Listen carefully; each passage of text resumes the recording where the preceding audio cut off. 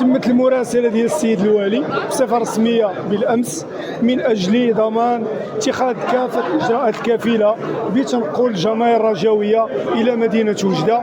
كما تم نشر بلاغ بالامس كاحتجاج على البرمجه، لانه تمت برمجه واحد المقابله اللي كانت حساسه بالنسبه لنا، اللي هي ديال توارقه مع حسنيه اكادير، واللي تم التسبيق ديالها اليوم على المقابله ديالنا مع وجده وعلى المقابله ديال الجيش مع الفتح.